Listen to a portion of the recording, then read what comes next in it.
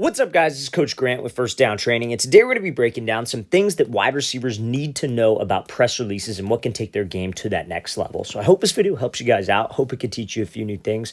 But also, fellas, if you're a wide receiver and you want to know the day-to-day things you should be doing on the field to improve your route running, your press releases, your hands, and you want a daily schedule for them, check out that very first link in the description below for our 28-day on-field wide receiver workout plan. It's a 4-week daily schedule, Monday through Sunday, where we break down the exact drills with video examples and the exact sets and reps you should be doing to improve your skills as a wide receiver. So check out that very first link below if you're interested. Let's get started. So now, first release here is going to be this slide release whip route. Now, the main thing I want to get across to you guys is when you should be using these specific releases. So that's the first thing we're going to discuss today. So obviously this slide release, anytime that everybody talks about this slide where you're real patient, you hesitate to the outside, especially some of you guys, you probably have your youth coach or your high school coach saying that, oh, don't do that release. That is going to take too long. And in some situations it will, but the correct situations to use this type of slide release is when it times up with the play. Now, this doesn't always have to be the slide. This could be a release where you kind of like hesitate and attack a DB's leverage, but maybe you're just a little bit more patient. When should you actually slow these things down? And it has to do with the protection from the offensive line and the drop of the quarterback. This is why wide receivers cannot be one-dimensional and just know their route, because they will not know when to use these more so creative releases. So let's say, for example, we see this quarterback right here. When he's catching this snap, what is he doing? He's dropping back, right? So he's taking a 3-step drop is what it looks like. Could be a 3-step, could be a 5-step. We can't tell. But the thing about a 3-step and 5-step from gun is that means that it is a longer developing play. If it was a quick game passing concept, like let's say, for example, it was a quick slant. In this quarterback, in the pass protection, like let's call it like heart. Let's say heart means that it's quick game pass protection. So if it's heart protection, the name of the play, like let's call it like Lincoln, for example, and that means that you're running a quick slant. And that tells the quarterback that it is just a catch, 1 step and throw. When you guys have that play, we cannot be doing this slower tempo release because that does not time up with the quarterback's footwork. He is going to catch this snap. You're going to be out here working this slide release. He's going to be holding the ball, and he's not going to throw it to you on time. So that's when you don't want to do it. That is when your high school coach or your youth coach is correct in saying that that release is going to take too long. Now, that's probably the more common situation that you guys are faced with, especially at younger levels of football. But when you get to higher levels of football, this slide release is something you got to have in your bag, because there are going to be plays where it's going to time up with the quarterback. Imagine if this QB is looking at some other read and you were running this whip route, but you were the second read on the play. So he's looking left and then he comes back to you right. If you run this release too fast and get out of this whip route, this DB is going to be able to recover. You have to time your release up with the play. Do not use the slow developing releases when it's quick game. Let's use the slow developing releases when it's a little bit more long of a play, a patient play. Maybe it's play action, maybe it's a sprint out, but the ones that take a while to develop. Let's play this thing again, full speed one more time. This is a great example of a slide release, but fellas, it's not just about knowing the release. It's not just about knowing the technique. You have to know when to actually use this release. Let's play it again, full speed. Great job with the slide, but also a great job timing it up with the quarterback's drop and the pass protection from the O-line. Okay. So now we are going to be showing a bad example right now of a press release, and then we're going to be showing a good example from Rashad Bateman. But the thing I want to get across to you guys is knowing how to get skinny and how to fight a DB's hands and keeping it simple when fighting a DB's hands. So this wide receiver gives this release off the line. He takes an inside release on a post corner. Now, obviously the thing that jumps off right off the bat here is that he took a very kind of wide angle, then restacked, then got into the route. Now, the issue with the wide angle is it gives the DB space to react, and we'll break it down. So this isn't the greatest DB play of all time, but when he makes this move to the outside, DB kind of jumps outside, and he's going inside.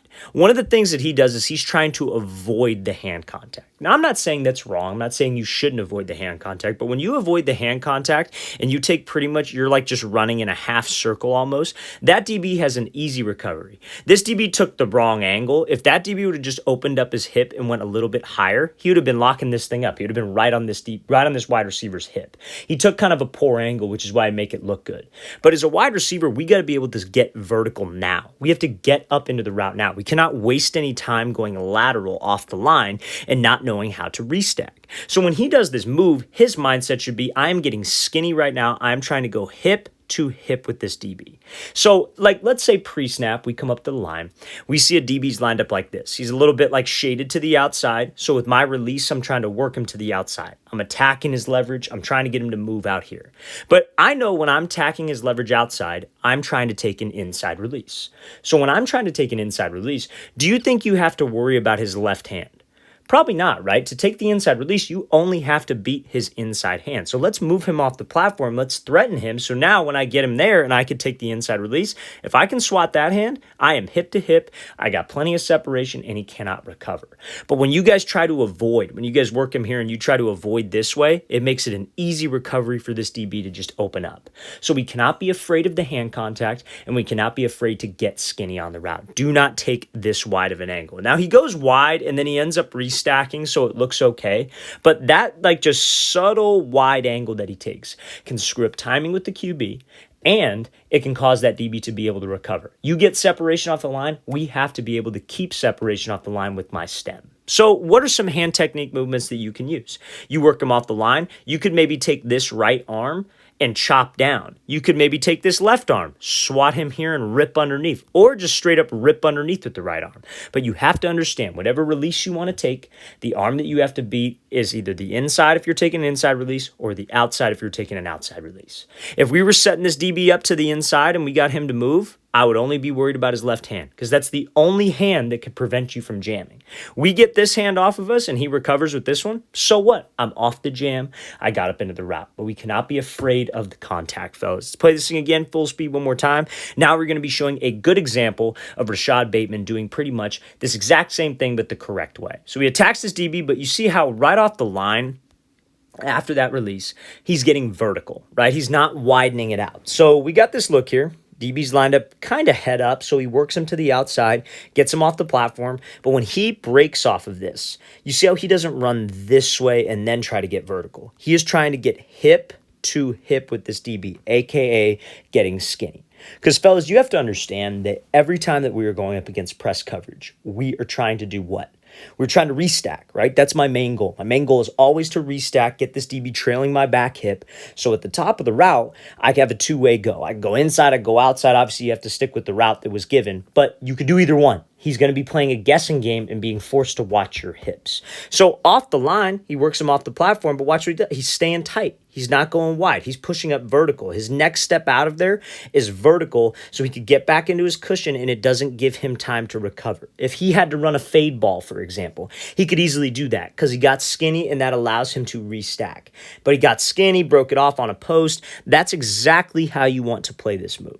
Now, the last route that we looked at was a post corner. Which one do you think was a little bit faster off the line? The first one or this one where he gets skinny right away? Probably the one where he gets skinny right away because it's a shorter time period from point A to point B. And that is what gets you separation, fellas. Because if you can get that DB to either go, oh crap, open up his hips, or you can restack him, that is where your separation comes from. Let's play this thing again full speed, and then we'll take a look at one more release here from Judy and what you guys can learn from that. So great job by Bateman staying skinny. I know he didn't really have to fight the hands there. Sometimes you don't have to fight the hands, fellas, but we always have to be prepared, and we cannot be afraid of the contact and try to run away from it. Okay, so now, last example here we're looking at from Judy. He's going to be working that slide release like we talked about in the very beginning.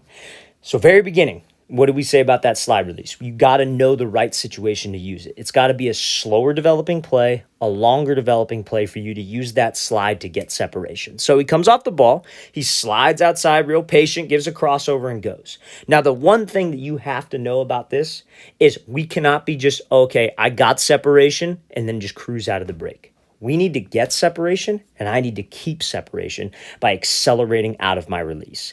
Anytime, fellas, that we break a DB off the line. So many wide receivers, they have all the creative releases. We talk about a lot of creative releases. We talk about a lot of not so creative releases, but all of them will get you open if done correctly. And you do it against the correct coverage. And guys will do it, but then they think just because they got separation off the line that they're open. You're not open until that ball is pretty much you're not open until you get to the top of the route, I guess you could say. And if you're running a route like an out route, a post, you're not open until after you make that break at the top of the route. So this conveniently is a slant, but just because you got him off the platform don't mean you're open. As soon as a DB gets beat, he knows he got beat. As soon as he jumps to the outside, he's off balance. Both cleats are in the grass. He loses his base. He knows he got beat. So he is going to be doing whatever he can possible, trying to recover and trying to make a play on this ball because he knows he got beat. It's just plain and simple how it is. So as a wide receiver, we can't allow him that luxury to recover. I have to make sure that when I come out of my breaks, my mindset is it is a race to that ball. You see where this ball is thrown to him? My mindset is there is a finish line right here, and I'm trying to beat the DB to the finish line because that will ensure that he does not have that recovery. He cannot use his recovery speed because DBs work on that. DBs work on how well they could open up their hips, how well they could speed turn. You have to make sure that off of every release, fellas, my goal is getting separation or keeping timing with the QB and then maintaining that separation. Let's accelerate out of this break. So something that you could do mechanically that'll help you with that,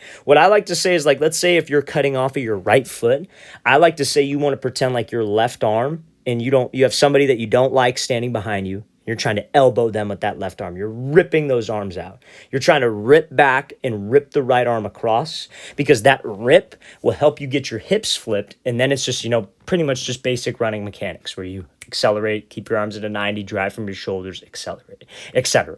So make sure, fellas, after that release, we are accelerating out of the break, maintain separation with this DB. Let's play it again, full speed one more time. Great job by Judy, working that cross, working off that slide release, and accelerating out to win that break.